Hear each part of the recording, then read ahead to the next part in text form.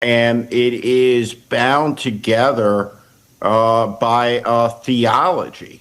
And the theology places Trump as a divine figure above all of them. One of my favorite political commentators these days, he's got a great Substack newsletter, is Steve Schmidt. SteveSchmidt.substack.com. SCHMIDT is how you spell it. .substack.com, and it's called The Warning. You could just go to substack.com and plug The Warning into the little question box, or most Google searches will get you right to it. And Steve just does some has some really brilliant insights. Former Republican strategist, worked on the McCain campaign, et cetera. And Steve is with us again. Steve, it's great to have you back with us. It appears that Iran has just kind of reclosed the Straits of Hormuz. Donald Trump is saying that Pakistan worked out this deal, but the Pakistani tweet has a heading on it that makes it look like it was written by the Department of Defense, the Americans. What's your assessment of what's going on right now? Well, let's talk about it through a security lens, but let's just start out for a second through the politics of it. It is hands down in our lifetime the biggest broken promise that any American has made running for any office. Donald Trump ran promising peace. Donald Trump has delivered war. And more than that, he's delivered a losing war. And he has strengthened the Iranian hand. He has weakened America's position. He started a war without a plan to win, without a strategy to leave, with a divided country at home and no domestic support for it, no allies abroad standing with him. Truly a catastrophe. And the consequences of this are really just beginning. And the ceasefire is tenuous, to say the least. It's not going to hold. And what this entire fiasco has established, apparently, is Iranian sovereignty over the Strait of Hormuz, which until very recently was an uncontested international waterway. Right. The question of whether the Iranians would shut the strait, the threat to do it was something that was never taken quite so seriously. And now, in this peace deal, one of the implicit acknowledgments of it is that the Iranians control the strait, and thus that narrow channel where 20% of the world's crude oil flows through. So it is a disaster. Yeah, the headline in the Daily Mail, which is off drudge right now: Iran halts ships in Strait of Hormuz and issues new demand as Trump's crumbling ceasefire faces furious Republican backlash. Which leads me to a second question, Steve.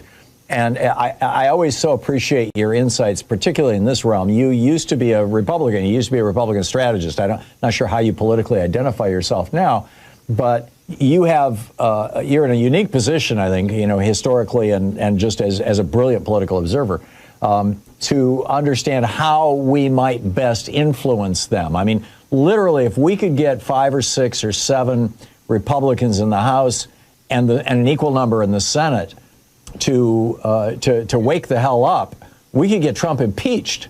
What's it going to take? How do we communicate with Republicans? It's funny, I was having this conversation with someone on a program just last night. I've been a Democrat now for 6 years, and God bless you. I appreciate the question, but I think it's hopeless. The Republican Party has become a organized conspiracy for the purposes of holding political power, and it is bound together by a theology, and the theology places Trump as a divine figure above all of them. They're a combination of terrified of him, in it with him, diluted by him, but there's no space, I don't think, for an objective evaluation of the situation that holds that there's some combination of Republicans, whether it be 2 or 3 or 4 or 5 or 6, that are going to break out of this insanity and defenestrate Trump before the people get to do it in this midterm election. And the final nail the casket close piece of evidence to me is the lack of response to the utter immoral insanity of the Truth Social posts on Easter, where he offends 2 of the 3 major Abrahamic religions and threatens a genocide, threatens a crime unequal in history, and mostly the American media just yawns it off, which is another sign of the vastness of the sea of corruption upon which we are sailing. Yeah, well said, and a great metaphor. I've been kind of leading this conversation by asking you relatively specific questions. I'm wondering, what's at the top of your mind right now? What do you see as the areas where we should be focusing our attention, and where the country is in genuine crisis that we should be dealing with? Well, I think first is to acknowledge that we are in a genuine crisis, and the magnitude of the crisis is immense. And that crisis is a domestic crisis, it's an international crisis, but it is all rooted in the fact that we have an American fascist as president of the United States who has taken control completely of one of the 2 political parties, which has become devoted to him as agents of a cult of personality. And we are besieged by a level of corruption unprecedented in American history. It's a moment of real danger for the country. Democrats right now need to start planning for the revival of the Article 1 branch of government, bringing Congress back to life. And that will happen because Democrats will win this election. And I think it is of immense importance that Democratic members of Congress, commentators, everybody stop talking as if Donald Trump has the power to stop an election in this country. He does not. We have had elections through World War, Civil War, Great Depression, all manner of lesser and greater crises uninterrupted since the 1780s. And Donald Trump simply does not have that authority and power, and we should not play into the fantasy that he does. Instead, from the what is the plan to purge the religious nuttery from the Department of Defense?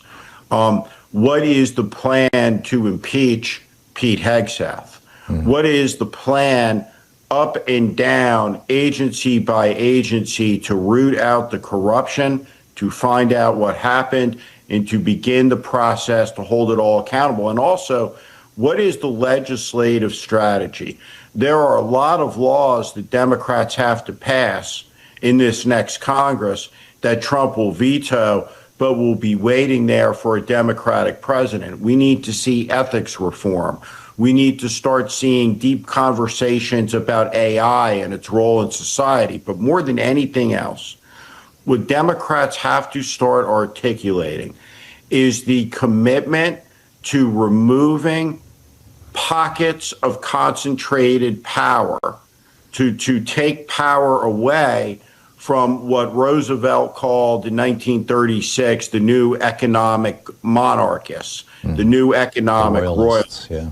And in this moment, what we have to embrace is a philosophy that says the maximum abuses of power have to be met by the maximum use of political power to protect us in the present, but to fortify us and protect our children in the future.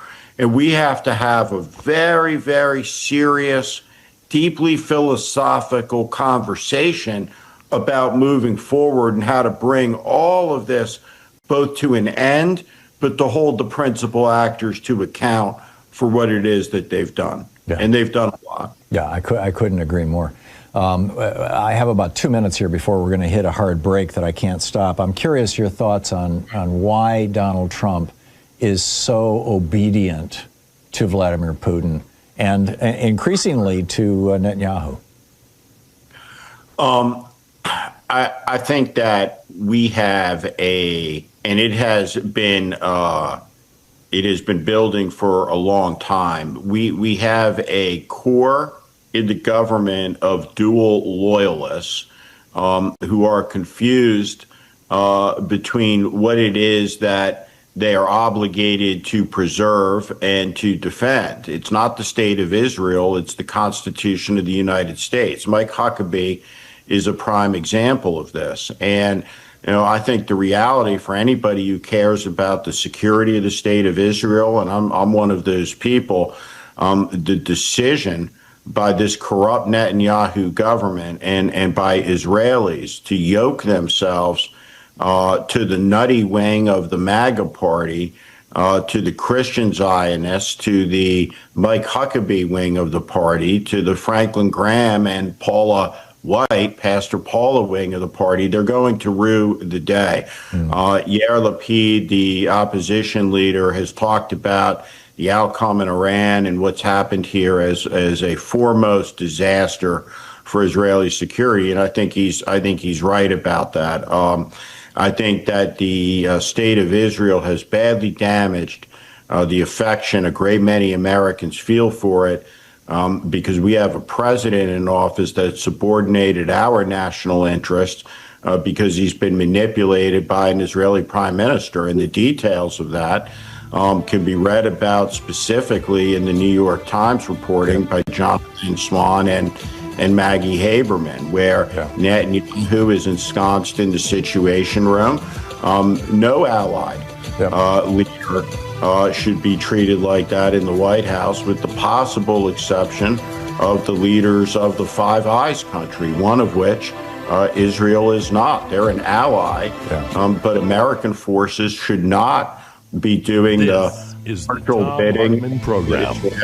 I'm with you. Steve, I don't think he heard the music, but we've hit the break. Steve Schmidt, check out his Substack, The Warning. Great talking with you, Steve. Thank you. I used to think a mattress was just furniture until I got my Ghost bed.